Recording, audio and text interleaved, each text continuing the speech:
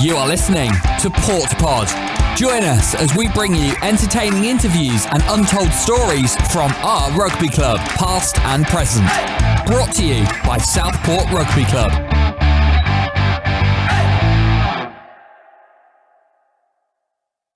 Hello and welcome back to the second Southport Rugby Club podcast. This one is entitled "A Decade of Captains," and I'm gonna take issue with that straight away. I would say it was my idea. However, when you add up all the years that we've captained together, it is only 9 years. So there is a slight technical error, but we didn't let that get in the way of a good story. We're going to go through. We're going to talk to 4 captains in total, including myself. Obviously, I'll keep my bit to a minimum. I've not just got these people here to talk about myself. Makes a change. Thank you very much. And we're going to go through. Obviously, these are 4 of the first team men's captains. There are other captains at the club, ladies captains, junior captains, Colts captains. But tonight's podcast is all about the men's game, the men's captains. We are having the ladies on very, very shortly. We're gonna do an interview with the ladies captains. This will be all about captaincy. It'll be about what it meant to people, funny moments, things that have happened along the way, and just generally 4 guys who've captained their clubs at the best level of their club, and what they feel about it and what they have to say about it. So we'll do a bit of in chronological order. Gareth Lang, hello, that's me. 2010 through to 2013, 3 years as captain. We have with us tonight, we have George Baumber, 2013 through to 2015, 2 years as captain. Joe Mawdsley, 2015 through to 2018, 3 years as captain. Dan Whalen, 18 to 19, taking us right into 2020. So there we are, all of us together. It's a pleasure to be in such esteemed company tonight. How are we doing, fellas? How's everyone doing? We're all right, Pugs. It's like being at the pub, but I don't have to put any deodorant on. Or buy a round. Don't buy a round when I'm at the pub, just Hit the nail on the head there, George. Right, before we kick off and we go any further, obviously there's a cloud over the club at the moment with the passing of Dr. Alan Havard. He was a big person within the club. Obviously, I've got my thoughts on him, but I just welcome anyone to say anything they wish or any tributes they want to make to Alan. I should have done it with Shane last week. I apologise for that. Shane really loved Alan, but I didn't think at the time I should have done. Condolences to his family, but one of the most influential people has been at the club, I think, and we all should be grateful for the time, commitment that he put into the club, and it's a credit to see everything that's in place now and the role he played in it. Yeah, I think it's. Go on. I think it's a testament to it, to what he did for the club, that people like myself who only knew him got to know him the last 5, 6, 7 years, but you're still well aware of everything he did and his standing in the club and where he brought it to. And I think that just shows the amount he did and the special stuff that he did to get the club to where it is right now. And condolences to his family. Yeah, some people might not be aware. It's not as if he brandished it about. He was so important to the place, and we literally wouldn't still be standing if it wasn't for the likes of Alan. And that I'm not being metaphorical. That's literally, we wouldn't have a club, wouldn't have a clubhouse. You can't help but think of the time that you've spent at Southport and what it is to you. It has and still is a second home to me. I think of all the experiences we've all had there. Would they have happened without the likes of Alan? No. He's played such an important part in so many of our lives. Yeah, it's very sad, isn't it? And I don't think there's anybody who could genuinely hold their hand up and say they've done as much for the Southport Rugby Club as Alan has over the years. So we'll go straight into the captaincy. All about the captaincy this evening. That's what this podcast is about. Can anyone remember their debuts, who their first captain was? And if so, from that first captain, is there anything that you looked at and thought and latterly took into your captaincy when you took over the role? Yeah, but mine was 20 years ago. in the second team, coming up with 20 years in September. John Roberts in the second team away at Preston Grasshoppers. It just made me feel so welcome at the club. Played for him in the second team, played for him in the first team, and massive thanks to John for welcoming me to the club. And all the captains, I think they've got different traits, but John to me was always a good leader on the pitch, very determined, but he just made sure everyone on the team was welcome, but equally prepared to pull people up when they were out of order. And he did that once or twice for me, but you know, young and impetuous at the time. Yeah, weren't we all, George? Weren't we all? Anyone else? First senior captain was Rick Potter in the second team. First team captain, I think it was Shane. I think we were away at Duckenfield. Ollie Brown broke his ankle or his leg. Oh yeah. And I was on the bench. I got thrown on. We had about half an hour left. I jogged on, and Ollie, because it was a serious injury, was on the floor clutching his lower leg. And I jogged past. I saw the bones sticking out of his sock, and I thoroughly shit myself at that point. And prayed the ball never got anywhere near me. Thank God it didn't. Doug, how was yours? Well, my first senior captain was Martin Bailey in the second team when I just come through from the Colts. I think it was at home against Preston Grasshoppers. Then Gareth Lang, you were my first team captain who gave me my debut for the Ones. It was a first game of the season, cup game away at Duckenfield. I was on the bench. Come on though, in the first half at some point, and then next week he gave me my first start. And what did I learned how to get a good yellow card off you, Gareth. Thank you. Something that I like to instill on everybody, a captain, the ability to get a 10-minute rest when needed. Yeah, I remember that game because I'll never forget. We were playing Duckenfield. We always lost away at Duckenfield. They were horrible. We always lost at them. We had a scratch side, as I seem to remember. I remember Ray Chambers, a great player. Not back row. He was in the back row with me. He normally a hooker. Matty Ashford, I think, was playing fullback. Andy Bolland starting at 9. It wasn't the side we were used to playing with at the time. So I remember thinking, right, how do I motivate these? We had a lot of regulars out. How do I motivate the players around me in the change rooms beforehand? So I was like, right, guys, we go out there and we beat them. You're all keeping your shirts next week. You're all in the side next week. And we only went and won. And the selection on the Tuesday night when captains used to be involved in selection was like, wow, I might have promised this to the lads before the game. So that was, I remember your debut. I just remember stood there watching it though, and having previously played second team and just watching it and seeing the difference in like physicality, aggression, everything, and just thinking, I just turned 18 at the time and thinking, shit, what am I going into here? But huge step, isn't it? Yeah, it was massive step, but loved it. Buzzing coming off that. I remember that week I got a job at Aldi in St Helens in the off season, and I was like, listen, mate, to the manager, like, I play rugby at the weekend. Can I have the time off for the weekend? And he was like, yeah, mate, no worries. When the rugby season comes around, no worries. Rugby season rolls around. Southport Duckenfield away. I was like, right, mate, I need the Saturday off. And he was like, oh, you're working in retail. You can't expect your Saturdays off. So I missed that game and I quit that night. That's right. I you were all playing. You'd all played, mate. I was so gutted to have missed the game. I went up to him and said, mate, sorry.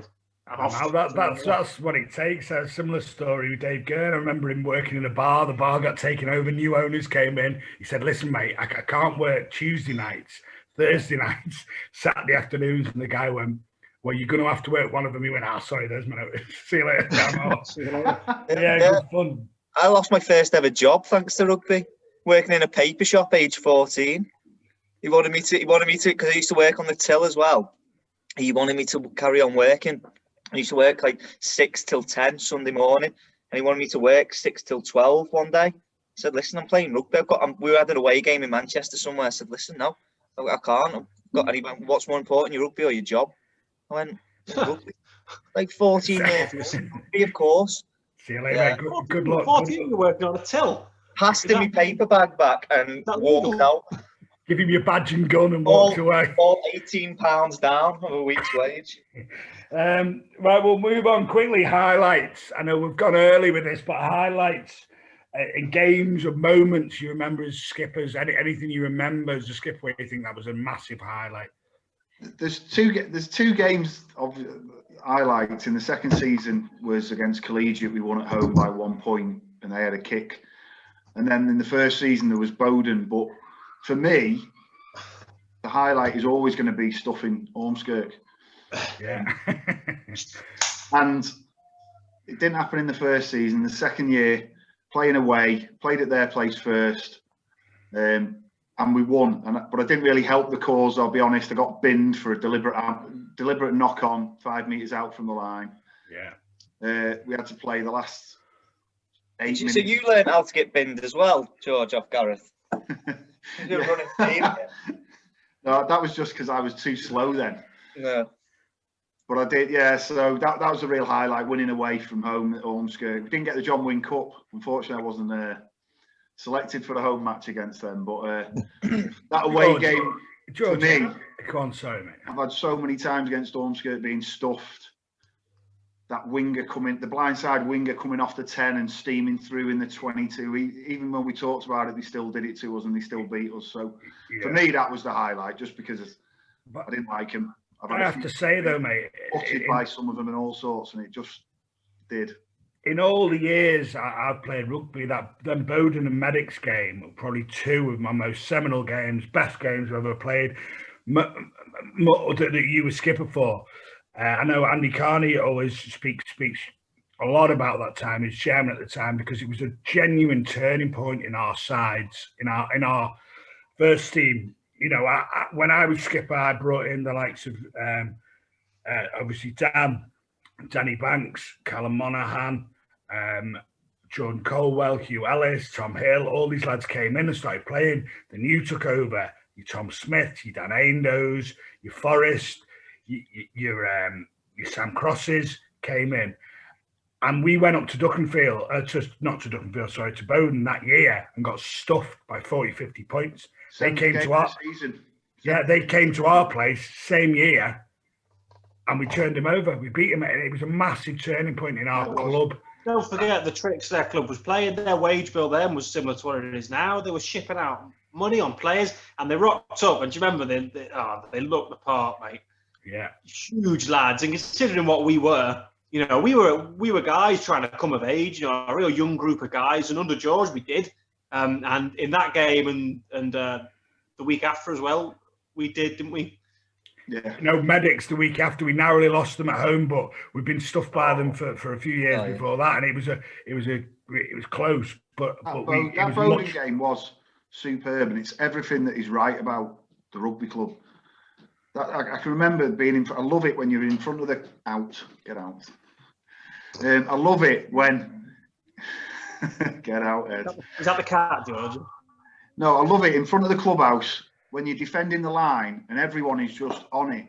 You cannot beat that feeling when you hold the opposition out and you break clear. It's fantastic.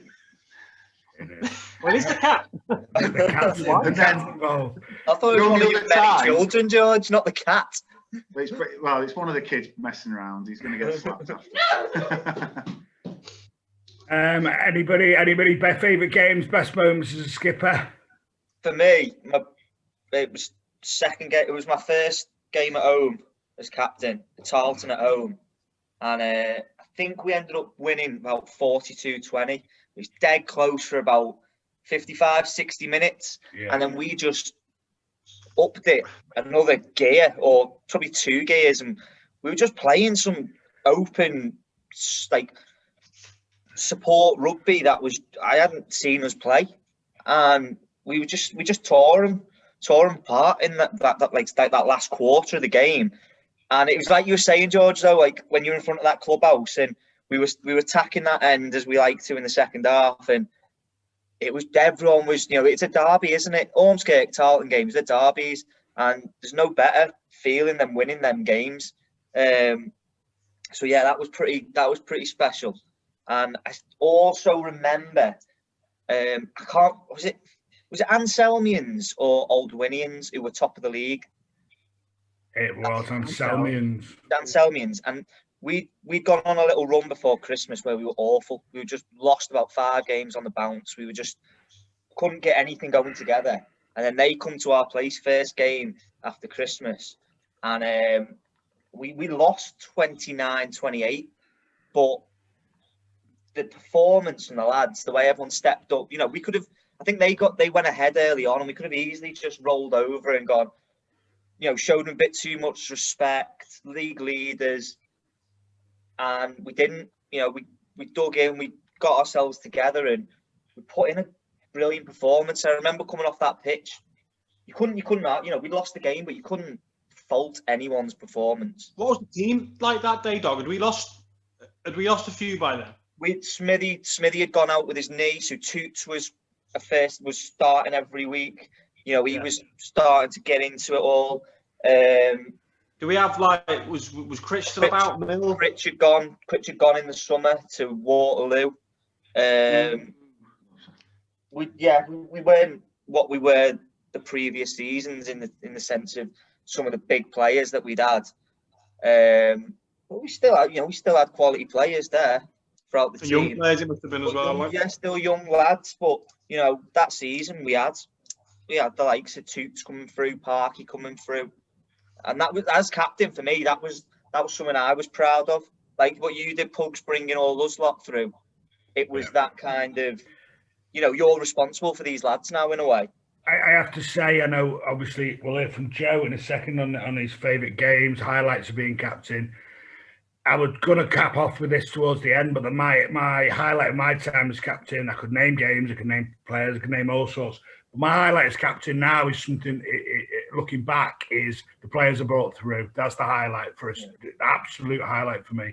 I made some lifelong friends there, even though they may have been many years my junior. They're really good lads. I still get on with them, and that's the highlight looking back, the lads who you helped transition to senior rugby. Joe, highlight games. I've got one for you here that sticks out for me, but whether it's yours or not, I can't ask you your highlight game and then tell you what it is, can I? If it's not Ruskin Park away, I'll be surprised. That's the one. That's the game. What a game. I mean, you're right. That period, it's really is tough to pick a moment or a game, but I mean, it has to be that one. We lost some big games going into that in the previous couple of seasons when we come against some big opposition, relatively to us. We lost to Collegiate. We lost to Ruskin at home, if you remember. We were. Remember how Bill? Sorry, just to put it into context for everyone, we played Ruskin Park away. We had to win the game to win the league, didn't we? It was us and them, wasn't it? Yeah. So us and them were going. They were unbeaten because they beat us at home. That game, if you remember, Bill did such a good job. He got us so worked up in the changes beforehand. We kind of simmered over the kind of side of the pot. You know what I mean? In the home game. And I remember in the clubhouse afterwards, they were sanctimonious, arrogant bunch of fuckers. They were. And we got to their place, having never, ever won a game there. And I'd played there, several times, never won. Got there, and our lads ran out, and they knew it was a big game as well. And I remember running past their crowd, their speckies, and their Alacruz. Do you remember what they were saying? Why have Southport bought the second team? Who are these young lads they've bought? Because you were a team of young boys. Yeah. Young lads. Well, I remember going up there filled with trepidation. Like my personal story for that game, honestly, before the game, I had my first try of pre-workout ever, right? So I didn't know you were meant to mix it with water. For anyone who doesn't know, pre-workout, it's like a stimulant, legal stimulant. It's full of caffeine, full of sugar, full of dispersic acid, benzoylamine, all these things that get you really pumped up. So I'm shoveling it into my mouth before the game and drinking water to wash it down, not realising that like you're not supposed to do that. So goes out. They had a big 6 playing from that they brought in from Baylor. Every time he got the ball, smash, smash, smash. At half time, brings us in for a team talk. I just want to cry and have a hug off my mum because I'm on a downer. I'm on a downer from this pre-workout. I just want to get under a blanket somewhere and have a little rest. It was a big game. We were under, again, relatively a lot of pressure to perform then. I mean, we walked all the other teams in the league. But that was so naturally you build up to that game for a long time, and we went and we performed. We could still be playing now, and they wouldn't have scored. Yeah. Well, was that the point score in the highest points in the country season? That was that game. That was that game, wasn't it? We scored the high. It wasn't that season. Was that a different season? It must have been that season. Yeah. We scored the highest points of any club across the whole of the country, more points than any other club in the country. Yeah. Partly because the RFU put us in the wrong league. There was only us and Riskin really ever looking for that title, wasn't there? There was a lot of talent in that team. To be fair, though, we were going to teams. We were still going to teams off the top of my head, likes of Aldershot, Duckenfield. Teams that we've been playing or have been playing in the senior setup in the first team for years, and we've never won. I'd never won a game at Aldershot. A group of young lads went to Aldershot and just took them apart, beat them by 30 points. You know, it was a quality team that I had the easy job, man. You brought them in. Under George, they all came of age, and I just fucking sat back and let these young, talented guys be brilliant, and then took a lot of credit. I don't honestly believe though that I think it was inevitable. The talent in that squad, they were, Aindo and Smith, they got their opportunity under me, but that was only because they were props. They had to wait another year over everyone else and things like. There was just so many good players, and then you add in the odd little thing like Danny Booth turning up, and what a character, but what a player as well. It was inevitable that team was going to achieve things. We timed it right, and at that time, George, we thought this conveyor belt of young talent would keep coming through, and looking back, that was probably the peak of it, rather than because it stopped for 3 or 4 years since for so many whatever reason. You're going to get 1 or 2, aren't you? Yeah.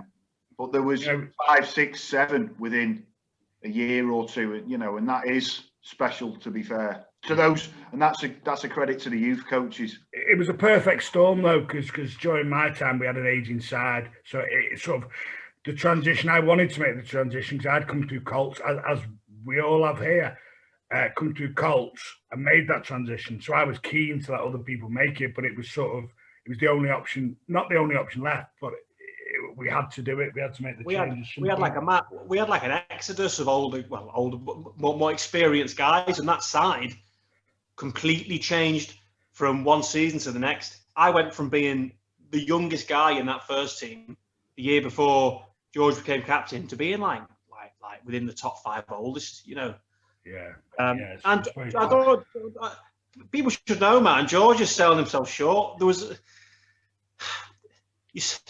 He was such a cool guiding hand over that young team. There was a captaincy vote at the end of the season previous, and some players were disappointed with the result. George knows that when he became captain.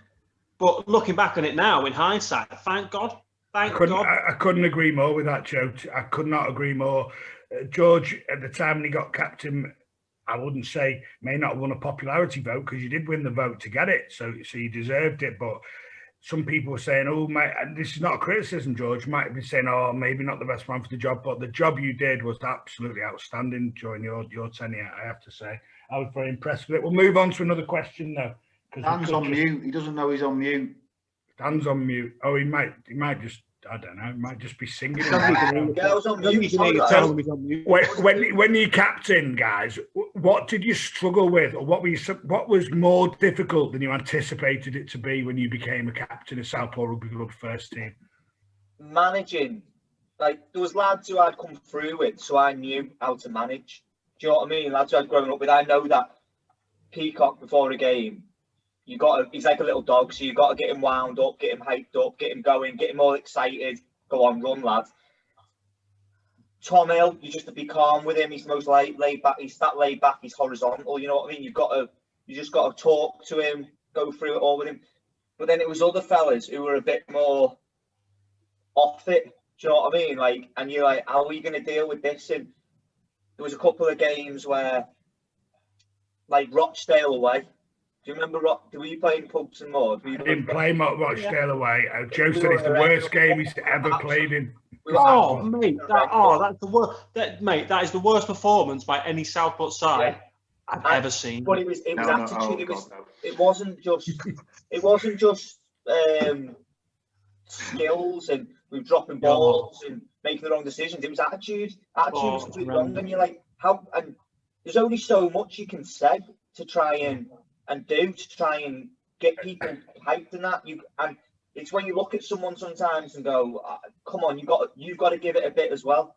That's the challenge I found, trying to get that out of people sometimes. No, I agree. But while we've got you on, while you're mid-flow, there's a question that was coming up later. We'll throw it in now, done by my researchers, which is me. You captained a side that included 2, maybe 3 former first-team captains. And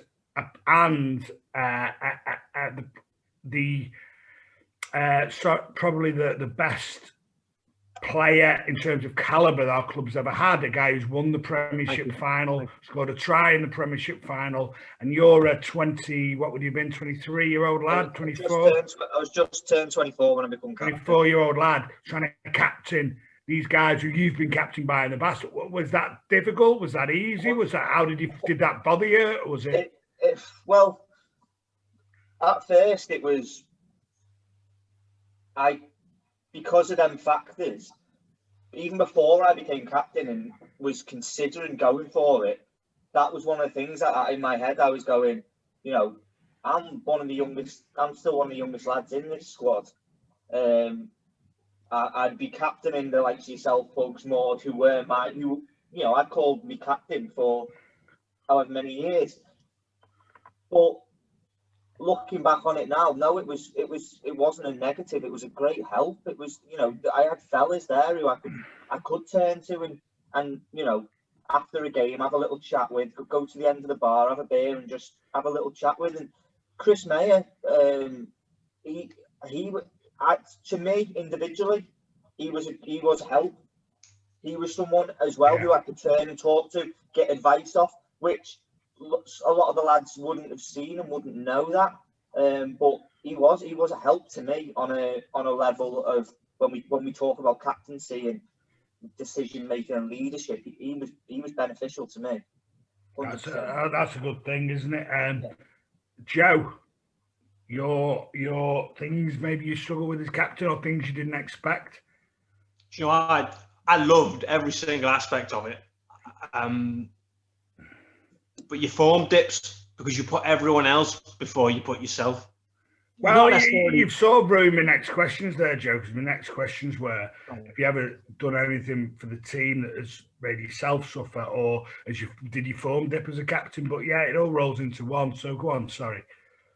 Yeah, I'm not trying to sound like a martyr, but to be honest, I think if you're a good captain, you do put everyone else in the team and squad in general before you put yourself. You're not micromanaging them. Well, I'll talk you through a story where. Go on, mate. Sorry. You're saying you're not telling them what to do or anything like that, but you've got to be what the team needs you to be, and sometimes that doesn't that's not conducive to you playing your best, And then if that goes on for a while, you start to get the old imposter syndrome, like, George, I deserve a place here. And I'm captain, but my form's been poor for a while now, and that brings with it that opens a whole Pandora's box. But then on the back of that, remind yourself you got to put yourself at the centre of everything. Always be confident. I was really lucky because me and Bill worked really well together. Yeah. Bill will tell you himself, he's not everyone's cup of tea. He was my cup of tea. Me and him were great together. He gave me a load of room to kind of put my own stamp on it. That when Bill steps away, that wasn't as much the case, and that made it more difficult to be captain. I found my coach was trying to limit my role, which just wasn't the way I did it, and that was quite tough as well. There was an experience I had as a skipper where I took the lads up to Tilsley away. So Tilsley away, the most sparsest populated applications for Mensa. Like they had, honestly, they had muscles in the spit. They were all 6'1" and 4 foot wide, more teeth in the Jeremy Kyle's green room.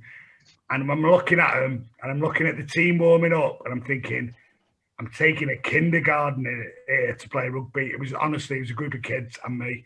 And I was thinking, I was the oldest one by like God knows how many years.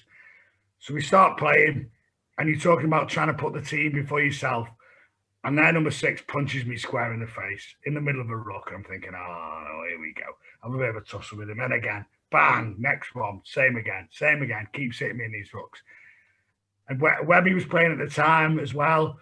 And me and him are getting grief every ruck. And you look up, and I remember vividly looking at their team and thinking, if I retaliate here and this goes off, they're going to dive in. I'm telling you now, every single one of them is going to come in fist flying. And my lads and my team is going to be like a lamb to the slaughter. So I basically spent the rest of the game getting punched in the face and just having to put up with it because it was the only thing I could do. How often have you been in that position where like a little scuffle breaks out and you've got to go in and show bravado and you're shoving and going, and you're kind of slapping them on the head and that. But you're thinking, if this kicks off, we're going to get filled in. Collegiate away, Pugs. What happened there, mate? Your face. Yeah, that was a few stitches, wasn't it? That was a nasty one. That was a nasty one. Who stuck up for your Pugs? You did, Joe. I was a bit concussed at the time. Paul Alston, man. It was Paul Alston. Everyone else backed off. Remember? I was a bit concussed at the time. George, George, things you struggle with as captaincy, things that you found difficult. Well, it's just egos and demands. I just want to turn up, play rugby. And from the moment I walked in, I played rugby for one season at Ormskirk at 17, Colts with a friend, just dragged me along. Played 2 years at uni. And as I say, I turned up, played second team that year in 2001. It was the best thing that ever happened to me. And I got a taste away at Wirral. And from that point on, I wanted to play first team. I was like, I needed to shift about 5 stone. So I did. It was absolutely amazing. People talk about just pulling on the first team shirt for me was amazing. It's all I wanted to do from when I joined. And getting the captaincy, I just couldn't get people who didn't have the mentality of, I'm not going to train every week. I'm working in Manchester. I'm getting up at 5. I'm getting a train at 6. I'm turning up at training at 7:45. I'm getting messages off people. I can't train tonight. I'm a bit tired. Do you know what? Do one. Yeah.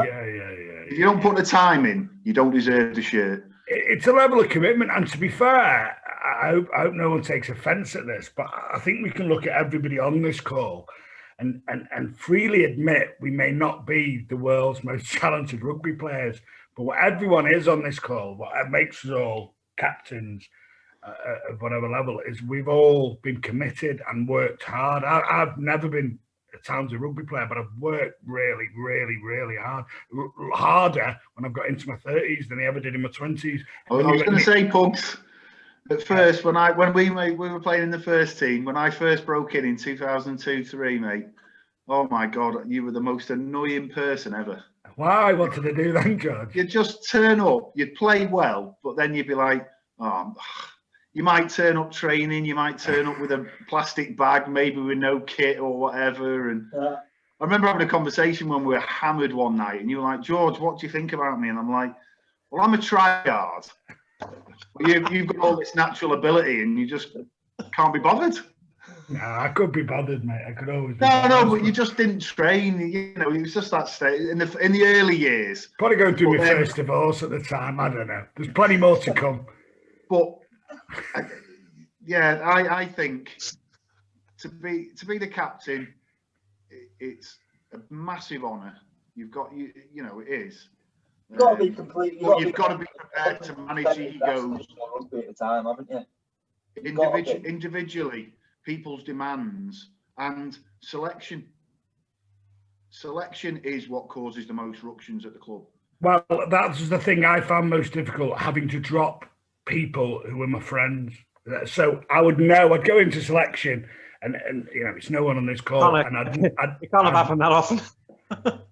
Well, what with my lack of friends, you mean? No, and I'd know that he was a really close mate, a good friend, but I knew that someone else was better at rugby than him. And I found that very difficult to go out and say to someone who was a really good mate, look, this guy's playing today and you're not. That was the difficult bit. We'll try. Go on, mate, sorry. Were you captain or was it Shane? When I think you were captain, Shane was turning up late. I was on the bench. They put me on the wing, and then when Shane turned up, they subbed him straight on about 20 minutes in, and I came off. And my ex-girlfriend, wasn't it you? No, it was me, yeah. No, you've been playing on the wing, and I came off the pitch. And she grabbed me as I came off the pitch and said, why are you playing him on the wing? He wants to play back row. I started having a go at me. I had a similar conversation. And I was like, since then, mate, Christ, you can keep up. You wanted to play hooker. You wanted to play fly half. You need a revolving shirt with the numbers on the back. But but he always wants to express himself. Joe, I think that's one of Joe's strengths, though. To be fair to him, I think he can play in any position. Yeah. And correct. Next question. No, he can't. No, he genuinely can. No, I've said to him in a text in the past how highly I rate him as a player. But equally, sometimes you need to pin a position down, don't you, as well? Well, a jack of all trades and a master of none is sometimes better than a master of one. Is the end of that saying. Pugs has this theory that I can play any position because I just play exactly the same way. I just do the same thing. A different number on my back. It does work though. Right, guys, we're going to move on. There's a story I wanted to tell about Joe when we went to the Isle of Man. Me and Cole Tui. It popped into my head when I was doing a bit of thinking about this. Do you remember walking down the promenade in the Isle of Man? We used to get to the Isle of Man when we were playing over there at like 8 in the morning, 9 in the morning maybe, and we wouldn't be playing until 2, 3 in the afternoon. So we had a bit of free time. Walk down there, and it was your first ever trip to the Isle of Man, Joe. Do you remember? Yeah, and John Porter, God rest his soul, wouldn't fly with us because he didn't fly. So we used to get the ferry over. And he wouldn't stay in the hotel with us because, well, if you've ever stayed at the Hydro in the Isle of Man, you'll know why he wouldn't stay at the Hydro in the Isle of Man. So John Porter stayed in the Hilton, which we later went and got barred from. But that's another story for another day. Walking down the promenade, we've still got the shoe behind the bar to prove that one, John. Anyway, so we're walking down the promenade in the Isle of Man. Me, Cole, Joe Mawdsley. It's the first time on the Isle of Man. Right, we stop outside John's hotel. Say, right, Joe, your mission as the first time there. Do you remember going there? Very vaguely, I remember. Yeah. Go in there and what? What do we ask you to do? Was it to get his room key? Get his room number. Number. I am like the world's most terrible liar. But somehow I managed to lie to the girl at reception who gave me John's room key. Yeah, no, she got his room number, not his key, because then we put his room number into one of the line-out calls later on that afternoon. Oh, yeah. So the line-out call was then John Porter's room number, 326, and his face as a coach on the sideline. Honestly, dropped like thunder. And the stuff we sent to his room that night, well, would make your eyes water. My memory's terrible. I remember being so giddy, the fact I was there like with the first team in the Isle of Man. I felt like I was like touring South Africa with the Lions, mate. Yeah. Good trips. That man's unbelievable. Dog ended up on a boat, but we won't tell that story either. Yeah, that is another story. Do you remember the first trip, Pugs? I don't know. I've been a few times. What happened then? The first one was I naked? No, we didn't get to stay over. We just had this private 18-seater plane. We drank it dry, and they sent the bill to the club. Yeah, I was the fines master, and we went over on the Isle of Man, and it absolutely we didn't drink. No one drank on the way, even though it was a free bar, apart from Jimmy, because he was on the bench and he had 2 Guinness. And then on the way back, free for all. It was chaos. And all I can remember on that plane was Jimmy with a bottle of cognac necked it. Then he did half a bottle of vodka, right? I was going, I got that hammered. Was that Jimmy the Knee? Yeah, Jimmy the Knee. That guy could drink. Oh my God. And then I was meant to be getting picked up by my dad to go away. I was away for the weekend on the Saturday night, just going away camping. And the minibus stopped at Southport. I was that wasted. I stayed on and just carried on. And Jimmy, at 4 a.m, was still in bar none or whatever, both hands in the air, bottles of bud, waving he's just raving away like, You were in that game. And as Pugs, we lost, we got hammered. And as Pugs said, about a week and a half later, we got this bill off the airline of 200 quid, and that's come out of fines money. Disgraceful. Shows you what's important, doesn't it, man? You go away, you get stuff, you come back, you still have a story you're telling how many years later. Yeah. I mean, right, we're going to move on, guys. Just to a quick, I dropped some things off at the lads' houses today, little parcels for them all. If you could open them up, we'll see what's in them. One's in an egg. I mean, this is really good for podcasting. One's in an egg cup. One's in a box that I found in my office. They're all different audio devices. So, Dan Whalen, do you want to give yours a try?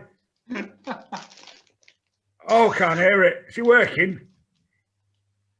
No, I can't hear it. Is it making a noise at your end? Yeah, it's making a noise. Let me try another one. I've got about 6 here. I know. It was 79p, mate. Yeah, good one. Yeah, I can hear that one. Go on, George. Oh, no, George, I can't hear it. George, do it again. Oh. Okay, George has got a little tin whistle. Maud. Oh, yes, Maud's got a hooter. So, we've basically got a quiz. Wake the kids up. Oh, God. Yeah, we've basically got a quiz we're doing. So, whoever goes in first, I'm not too sure I can hear Dan or George's, which is a bit of an issue. Go, Dan. Do it again. No, I can't hear it. Have you got your guitar to hand? It's in another room. Get your guitar, just strum your guitar when you want to buzz in. Okay, just a sec. Can he play the guitar? Well, yes, that is one of Dan's many talents, along with captaining first teams. So the quiz is going to be the chord of C, Gary. The chord of C is the only octave I sing in. There you go. Right. Okay. So everyone know what they're going to do. They're going to toot in if they know the answer or when they know the answer. Okay. Are we ready? Yeah. Who discovered Australia? Joe Mawdsley. Say again. Sorry. Captain Cook. Yes. Well done. 1 point to Joe. Yes. Next question. Had him on last week. The Marvel character with a blue and red shield and a white star is Joe Mawdsley. Captain America. Captain America. He's 2-0 up here, guys. In fairness, I'm the only one with a mouthpiece you can hear. Yeah, well, you've been called a mouthpiece before, Joe, haven't you? Right, okay, next question. Who is due to captain the British and Irish Lions later this year? Owen Farrell. Well, for a start, you didn't get asked to answer. Doggo. Owen Farrell. No. Oh, shit. No one know. No one's been announced yet. Mario Itoje is due to captain it. Oh, is he? Is it? I mean, to be fair, this is all unsubstantiated rumour. Oh. Next question. It gets worse.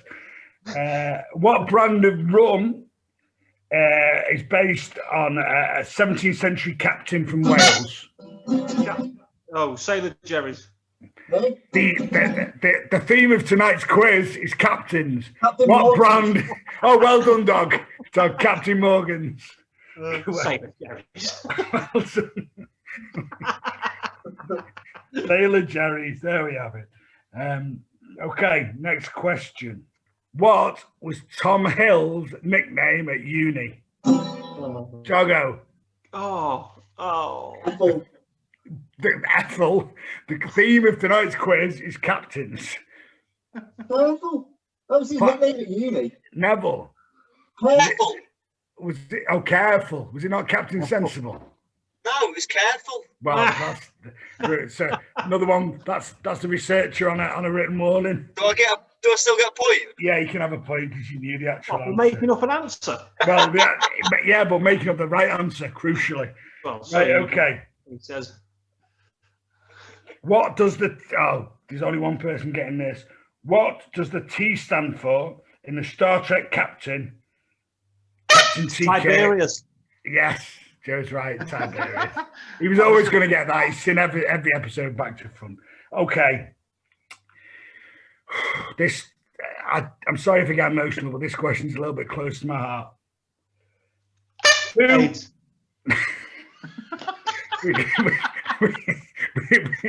we can edit that out. We can edit that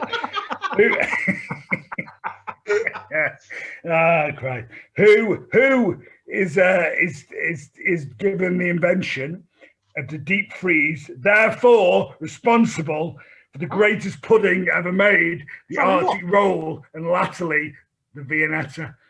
Who's what, sorry? Who's been named the inventor of the deep freeze, therefore the inventor of the Arctic roll, and latterly the less as good but still good Viennetta? Captain Scott. What, the guy that went to the North Pole? It's a close one. Yeah, him, yeah. Who is it? No? Captain Birdseye. Birdseye. Captain Birdseye. There we Oh, go. So God. it turns out no one really won. Well, Okay, one question that's come in from a Mr. Colin Huey here. What are the worst players you've ever played with? No, not at playing rugby. That would be unfair. At drinking on the ale. Who's the guy you don't want to be next to? Oh, mate. And who's the best? Worst. Worst or best? Matt Bailey's the worst. All right, fair enough. Smart. His drink was drug, man. Come on. Drug with alcohol. Who's the Right, best? here we go. So, right, most impressive sheer volume of ale, Jamie Church. Yeah. Most impressive stamina, a guy who you think will be gone at 7 in the evening, but he's still there at 6 the next morning. Dan Whalen. Yes. I can vouch for that. You are. Worst on the ale. I'm going to go with Chris Cunningham. George, any input? By the way, George can down a pint faster than any man I've ever seen. Have you ever been beaten? I seem to remember one. Yes, to my shame. Tony Hudson. Tony beat Yeah, me. Tony Oh, Hudson. Fuming, Yeah. absolutely fuming. But the best, I've already mentioned him, Jimmy the Knee. I've never seen anybody put away what he puts away. And the worst, Craig Montford. Oh my God. You went on his stag do, didn't you? For anyone who doesn't know, Craig was a Kiwi lad. He used to play for us. I think he was like under 19s prop, All Black. He played a very good standard. He was unfit and a little bit old when he was playing with us, and he played in the back row. So, guys, when you were skippering, we're trying to keep this captain's base. Is there any teams that was like a bogey team for you that you were thinking, oh, I hate playing there? There's one that stands out for me because we never won there. But there must be teams where you think we should easily beat them and we never do, or teams that you hated because they played in a certain style that you didn't like. Who's yours? Yeah, who's yours, Gareth? Sefton away. Sefton, yeah. Sefton away. We beat them every time at home. I used to love Sefton away. Mate, they're not even good when you play them at their place, but we always lose. I know, but because you knew we should be beating them. I used to think it was. Mine was Glossop away. I hate it. For your dog, go there. Dip your Poke big your toe toe in in the it. pitch. Say you don't fancy it, Glenn. That does bring me on to one of my questions, Joseph Mawdsley. For the benefit of the tape, could you please tell people why your nickname is Joe the Toe and where that came from? Well, on 2 separate occasions, I went to an away fixture and took it upon myself to cancel the game. First time we got a coach to Glossop. How long's the Glossop trip on the coach? It's 2 hours. It's a 2 and a bit. Anyway, 2 and a bit. 2.5 at least. It's at least 2 hours. Got there, and we'd had storms that week, and it was kind of up in the air whether we were going to go to play Glossop or not. We got there. I don't know if you know Glossop. Anyone who doesn't, there's the road into the clubhouse is above the pitches. You can see the pitches. So we're driving in, looking at these pitches. First team pitch is just all water. It's a lake. There's a mattress in the middle of it, Joe.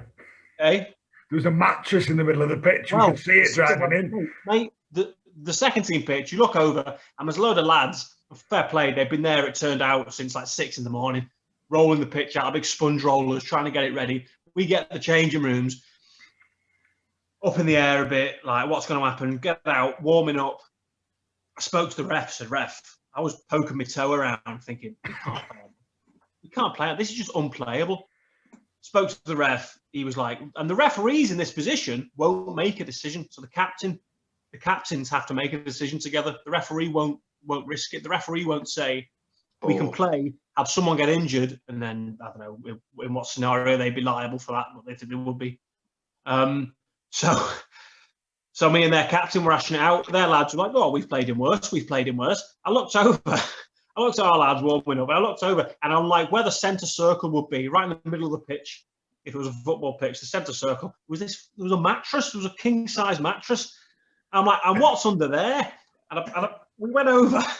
And we kicked it about a bit, and we lifted up the mattress. And I swear to God, I put my foot in it, and it just like went up to literally went up to kind of like 2/3 up my knee, like 2/3 up my shin towards my knee. It was like the doorway. It's like a parallel universe. On the other side of that hole, mate, it was a lovely day in Glossop and Southport playing Glossop. So we went, and hey, what was happening? It was their patrons' day. What a joke! They got us all the way there because they were having a do-on, expecting us to play, to dance like jesters, to go out like Roman gladiators for their pure entertainment. Whether we got injured or not, wasn't safe. Second time, this is one. Went to Widnes, didn't we? Mate, just to caveat this story, or to preload it, or to explain it to the bit, I think they were having a gents' day. I'm pretty sure they had a big day. We were having a gents' day. That's the common theme between the two. They were both having patrons' days, so no wonder they both brought us there, even though none of the pitches were playable. Got there again, stormy week. We're in the changes, thinking like, oh, what's going to happen here? You show the toe coming out again, all laughing, and I'm there thinking, well, he might be. Got out there, same again, spoke to the referee. He won't make a decision. Captains have to make a decision. This time I'm on my own. Yeah, Maud, we didn't make it. Witness away, we didn't even make out the changes. You went out there, didn't you? So at Glossop, we all went out together. Witness, I went out on my own, bumped into Neil and Mike. I said, right, we're going to go make a decision about this pitch. Neil, Ryan, Mike, Smith, who were our coaches, speak to the referee. He won't make a decision. Speak to the captain. Went over to the first team pitch. Both agreed, unplayable. Went to their second team pitch. And I swear to God, right, during that week, some piece of like heavy farming machinery had been mown over that pitch. There were these huge like rivets in the pitch, all filled with water. So goes to the first team. Pitch. Hey, is that like the song? that rugby on the Western Front, mate. Goes to the first team pitch with Neil and Mike. I'm walking over to the middle of the second team pitch with their captain, the referee, their coach, and all their lads. All their lads were there. And I turned round to chat to Neil and Mike, and they hadn't come with me. They were leaning against the fence by the first team pitch. I thought, you fuckers. So I'm like deep behind enemy lines. I'm in enemy territory. We get to the halfway line. Well, I was on my own, man. We get to the halfway line. Have a prod about. I know what I'm going to do. Joe, was it influenced at all by the fact that we had a scratch side and you'd been out on the ale the night before? Well, England were playing Australia that afternoon. Yeah. Remember? So anyway, so get to the middle of the pitch, and I'm like, lads, guys, like, sir, I don't feel comfortable playing this game. It's too dangerous, and it was. The pitch was unplayable. Said to their captain, mate, we're gonna have to call it. Shook his hand. Jesus. So they had another 17 lads. I had to walk this gauntlet. I was getting some abuse. Mate. Effing this, you fucking. Oh, I'm not going to say it on here. All true, no doubt. I think every horrible thing you could call someone under the sun. I got it. Got to the changing room, said, lads, we're out of here. Pack up quick, because the atmosphere outside is getting hostile. All their patrons will end up outside on the patio. Every man for himself, get out of here. All their patrons lined outside on the patio, getting antsy. Got in, got changed, got out. They've got like big bay windows at Widnes. Yeah. We were walking out. As we were walking out, there was a knock at the window as I walked past, and I turned round, and it was about a foot from me. What if I could do? He's a 70-year-old fella, knocked on the window aggressively. I turned around, and he flicked me the bird. He went, you Fair pussy. enough, mate. I mean, Got to my car. This is one of Christian Griffith's early games. Got to my car, realised we'd forgotten the water bottles. I thought, I'm not going back in there. I went, Christian. Left the water bottles, mate. Go and get them with you. Go and get them with you. See you back at the club, mate. A classic tale of from Joe the Toe there.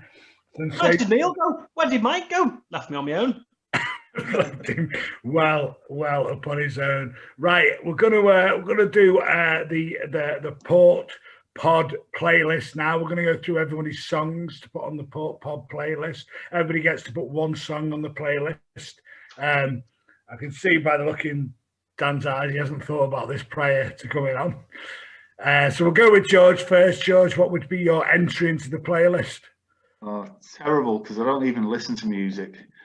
So from my favourite film, I'm going to go with Eye of the Tiger from Rocky. Oh, it's a great song. It's a strong song, George. Joe Mawdsley, famous lover of music. Picking a favourite track is like picking a favourite moment from my time as captain. Impossible. Been listening to a lot of musical theatre recently, but I think for what it meant to the team that I was captaining, how popular it came amongst us, I'm going to go for Forever in Blue Jeans by Neil Diamond. Yeah, absolute song. I'm going for a song that just reminds me of being in the clubhouse after a game. Everyone's had a few too many beers on a Saturday evening, not really had anything to eat, so it's all gone to your head a bit. Someone gets behind the bar, bustles the way past Sue, gets their hands on the music, and it's got to be Delilah, Tom Jones. Good song. It just resonates alcohol and Waterloo Road with me. It's a strong song. Gentlemen, what about you? Yeah, what's yours? What about me? Oh, I didn't even. I'm asking the questions here, George. I'm not. A song to go in the playlist. Oh, now you're thinking. Now you got me. It'd probably be an AC/DC number. It would probably be Highway to Hell, something like that. Something I would like to listen to before a game to get me in the mood. That's the sort of thing I would. That's what I'm putting in. Highway to Hell. Final answer. I don't even need to phone the audience. Right, guys, we're going to get into our final question of the evening, which which is a very big question. Well, it's two questions in one, really. What does it mean to you to have been Southport captain, and what does the Southport captain represent? What does Southport Rugby first team captain represent to you? George, can I just, we'll come to you first, but George, I'll never forget what one of the big moments in your captaincy was when you left captaincy. Not the cheers that went out. I'm only joking. It was your when we it was at an AGM at Southport Rugby Club, and you shed a bit of a tear as you were saying your final speech and what it meant to be captain. That was a really genuinely moving moment for me, because it showed that I wasn't the only one who felt like that. That it was really important to others too. You're setting me off, Bugs. You're setting me off. But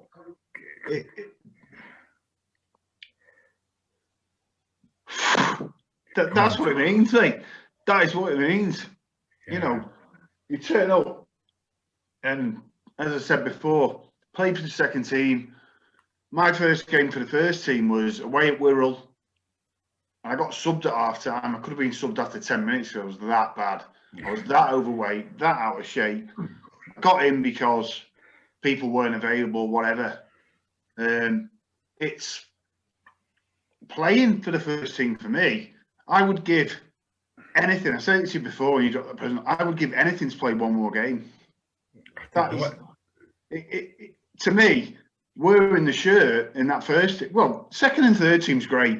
I love it. And I've really loved it the last couple of years, just playing without any pressure. But that first team, you go out on that pitch, especially at home, massive, absolutely huge. You can't get a bigger thing. There's so many games. One of my best games, I wasn't even playing. I was on the side at Lee. At home, we had to win to stay up. Yeah. It was. And you know, I broke my leg. Colin was suspended on the sideline that day. It was amazing. I was also watching for some reason, I think courtesy of the RFU. But to me, just playing for the first team is an honour. To captain it, I mean, I went up for it twice before. Right or wrong reasons, a bit arrogant, I thought I could improve things, but you cannot beat that feeling walking out on that pitch, especially Waterloo Road. You cannot beat it at all. You've got it. Dan and Joe have got it. You know, you've had it. To even walk out as captain was amazing, and no one's going to take that away. And I you know, the only thing that was going to top it, and I've already said it to my lads, is the two that play, you know, out the four, only two play rugby, is walking out on a pitch with them, or coming off the bench or whatever. You know, if they're playing and I'm in my 50s and I'll come off the bench hopefully and get to play with them. That is the only thing that can top it. Yeah, no one will take that away. And if you are lucky enough to captain the first team, then fair play to you, you know, because you deserve it. You know, we touched upon it, you know, I honestly think 1 year would have been enough for me. No, I think Joe and the lads were ready. And that's why I said it was inevitable. They were going to achieve it. I let my ego get to me because I loved it. Bill came to me and said, I want you to carry on. And I was like, yeah. But that next year, he was right. I think you did the right thing, Joe. No. I'll say this now. Because a lot of people, and I remember we both got drop pugs. The Ormskirk game away, well, at home, we got dropped and we were playing away for the seconds and we won. Fantastic, because we always love beating Kirk. Love it when we beat them. Terrible selection decision, George, to this day. Well, that's what you and Mike Dale both said to me in the change rooms. You both said, "Oh, you should at least be on the bench." But do you know what? And now I look at it and I think, and I you know, me and Mike Smith, good mates, my best mate at the rugby club. He phoned me after Bill had spoke to me, and I went. Bill said to me, "I don't do anything on the pitch, apart from the captaincy." But to be fair, I look back now and, you know, people were defending were up in arms about it. And this is where I have, and I'm going to this is my personal opinion, is the first team captain should be the coach has to pick it. That's my opinion. I know you three will all differ on that opinion, but for me, it was the right decision. And that's, you know, Joe was I would have loved to have played for Joe. Oh, you wouldn't, mate. Trust me. I would. No, because he loves it. He loves the club more than me. No, I think that says a lot. He does love it a lot. And I'd have loved to play, but I knew my commitment and my levels weren't good enough. And I can say it now looking back. And that's what people don't. You know, even under you, Pugs, to be fair, I wasn't the player I was 10 years ago. Keeping it up and keeping consistency is the difficult bit, isn't it? It is. You don't look at it. You don't look at it objectively when you're playing. Because to me, I just wanted to play. I just wanted to play first team, and that was training. But it's different when you look back. I can look back now and say, what an absolute pleasure. Yeah. No, I couldn't agree with you more. What, Joe, to have your name up on that board, Mawdsley, black and white. Right outside the gents, Lou. What does it mean to you? What does it mean to you to have been first team captain? What's that meant to you? It was my absolute privilege. First off, picking up what George said then about voting in captains, I think it's essential. When you have the players vote behind you, they're giving you their mandate to lead. You can represent them on the field and off the field. I had stuff I wanted to put in place, try and move us forward when I had the baton handed on from George. Remember, that's what a captain's job is, to take the baton and then hand it on again.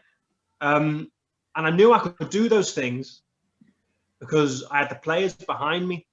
Pug spoke before about picking out a moment, a favourite moment. And that chose the Ruskin Park game because it was really important. In truth, there are a million of those moments. Think about going to places like Prenton, playing on those pitches, performing, winning, going to so many different clubs I'd been to previous to being captain, and places we'd struggle and traditionally lose. And we were going there and being victorious. It was a privilege to watch the lads around me grow before my eyes and turn in to genuinely talented rugby players. Things like that trip to Twickenham. I've never laughed so much in my entire life as sat around that table at Twickenham when we were nominated for that award. I didn't even know that we lost it. I didn't even know that the award had been announced. I was too busy having a great time. That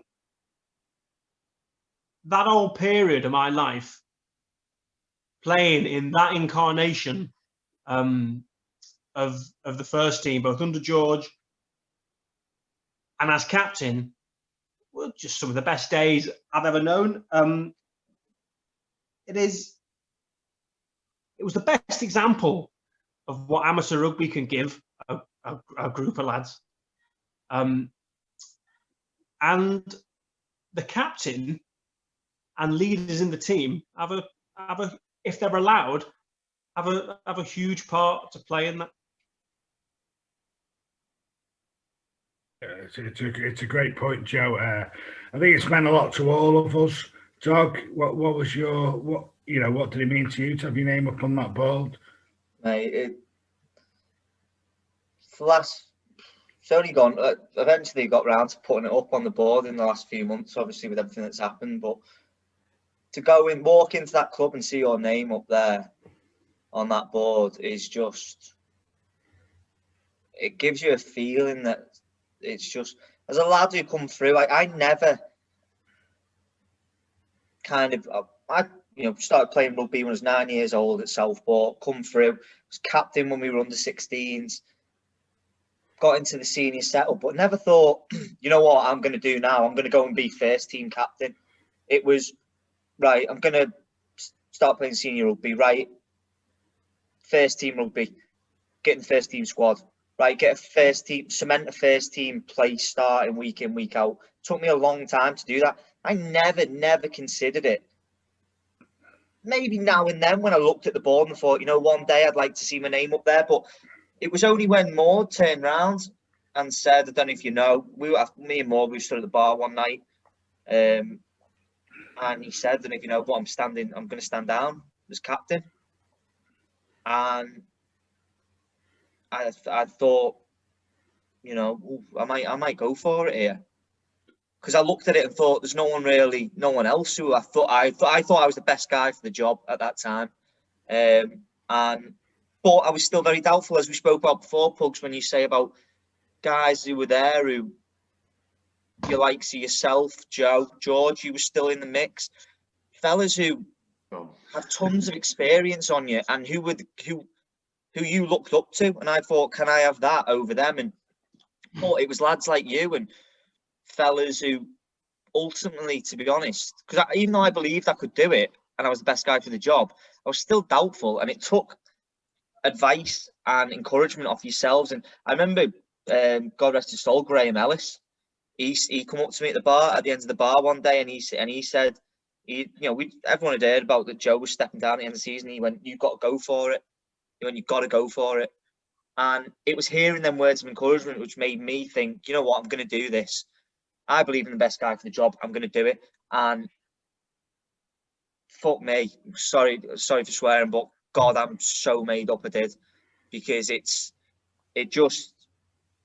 to that feeling of when we talk about, when George says about going back and having another game for the first team, I wish I could go back and run back out onto that pitch at home against Tarleton again. Yeah. That my first home team game. I wish I could do that. And my captaincy ended in a way I didn't want it to. We won't go into all that, but I never got to end it how I kind of would have liked to. Do you know what I mean? Yeah. I never got to say my kind of goodbyes or thank yous to the lads for their support, because at the end of the day, it's the lads they're the ones who help you out, aren't they? And, mate, I retired when I stepped down as captain. That was 10 years ago. Yeah. That was 4 retirements ago, wasn't it, Pugs? Yeah. Which was this the 5th or 6th time you retired, Gareth? Dog, how was your dog? I think you were in a more difficult position than the rest of us here. And I'm interested to know how it made your season as captain, having a coach who wasn't as willing to let the captain take the reins and instill his own ideas. Any captain worth a salt going into it as a stamp he wants to put on the team to move them forward. I don't get the feeling that the coach we had at that time was keen on letting that happen. No, I know what you mean. I said when I come in, my first target, what I wanted was just lads to enjoy the rugby. I just wanted lads to go out there, enjoy the rugby, give their all, and that was it.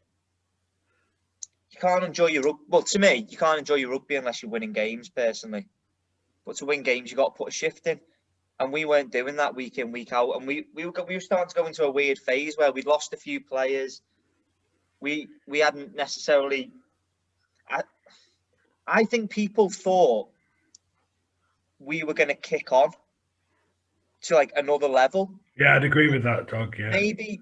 Maybe we'd already, when you look back on it, think maybe we'd hit our level. Maybe we'd done as good as we could, and it was just we were coming out of that phase a bit. I don't know. But I think the transition stopped from the young players coming in. And we lost 4 years of influence. And we didn't replace them effectively. That's why it's hard to say whether we lost Forrest. Forrest could score you a try from, his own 22. Critch is the only number 8 I've ever played with. I've heard stories about like Simon Kilshaw and all that, but I've only ever played with Critch, who could score a try as number 8 from his own try line. and you lose players like that, and we never replaced them, and that's why it's hard to say whether we achieved our potential or not, because the personnel was different. So it's different. Players would have grown, but we lost players. But mate, I would. Like say the way it ended and all that, and it hurts me a lot, and it hurts me a lot to this day. And have you got another one in? Do you think? You what? Have you got it in you again? Do you think? 100%. Yeah. 100%. I would have to be 100% invested in my rugby, which,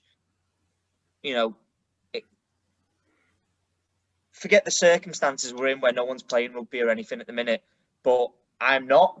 So I wouldn't dream of standing for captain now, because you have to be there every Tuesday, every Thursday. You've got to be there. There's no excuses for games. It's got to be your life pretty much for that season or more.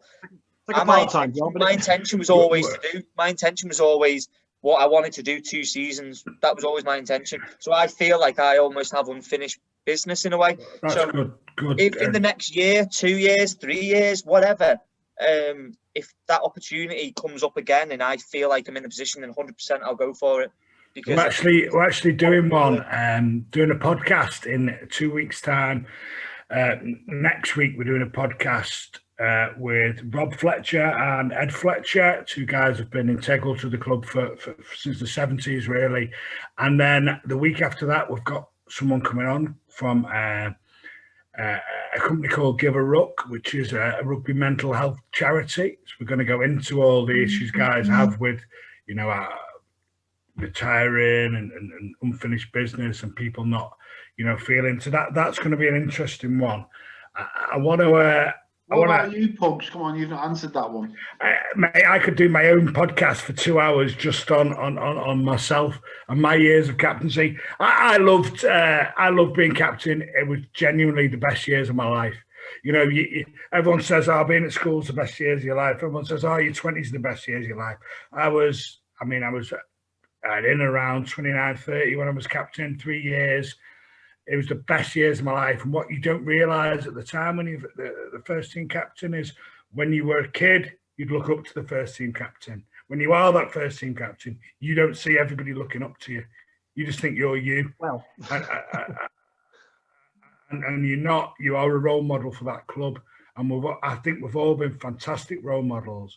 And I've always lived by a philosophy that me and a few guys on this call have had drinks about and spoken about many times over the years, that our job as patrons of the rugby club and as figureheads, as captains or as just members, whatever you do within the rugby club, is to pick it up and leave it in a better place than where you found it. Whatever you do, whatever impact you have, whether it's sponsoring, whether it's playing, whether it's captaining, whether it's on the board, whether it's volunteering, whether it's to pick that club up and leave it in a better place. And that's how we create legacy, and that's how we create a better club for our children and people beyond them.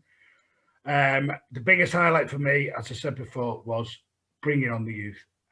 Honestly, having been through the Colts process, been a first team player, done 20 years in the first team, if I can give somebody 10% of the enjoyment I've had out of rugby through not really doing a great I remember what highlight, when you talk about that, like highlight of mine, and I think it was Hoylake away. Did they have clothes on? No, yeah. I remember Toots scored his first ever try for the first team. Oh, yeah. And everyone, we celebrated like we just won the blooming World Cup or something. Because we had this kid who loved rugby. You could tell he gave his all on the pitch, and he went and scored his first try, and it was unbelievable. And it was just a great moment. But Pugs, I just want to say this. I don't know about all the people I played as first team captain, Shane, John Roberts, Killy, Andy Hill. Well, I don't know what they were like previous. I thought it made, Joe and Dan both said it was detrimental to form. I thought with you, it enhanced you. I honestly, mate, I think you stepped up and Yeah, I think I played my best rugby in me 20, 26, 27, but influence on games. The first year, there's a few times I remember Sefton away. You must have given about 4 penalties in about 10 minutes. Not me, mate. I think you've got the wrong guy there, George. Sorry, mate. Hang on, you break it up. Sorry, go on, mate. I honestly think it made you even better. Well, I don't know about that. I don't know about that. I didn't feel it did at the time. I didn't feel it did at the time. You want to show the way, to be fair, mate. When Neil was in, Joe was captain, last game of the year, Widnes away, when we had to play at the end of the year because Joe had cancelled it halfway through with his toe. I captained the last game of that season, and I hadn't captained for, I don't know, 5 or 6 years since. However many years since I'd captained. Neil said, "Will you skip this game?" And honestly, I feel like you step up because you've got to. Because if you're skipping, you've got to put yourself forward. You've got to be the talisman. You've got to. And I probably did more in that game, so maybe I did do more when I was captain. I don't know. But I think.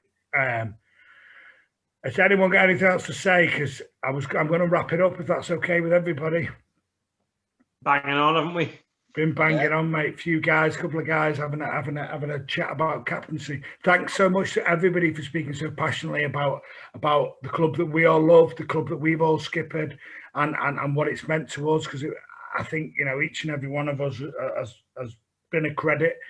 Dan's got something to say, Dan. Yeah, never skim an Erdinger.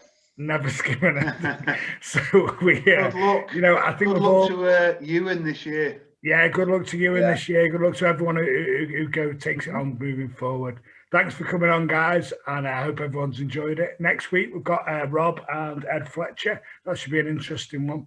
You are listening to Port Pod, brought to you by Southport Rugby Club.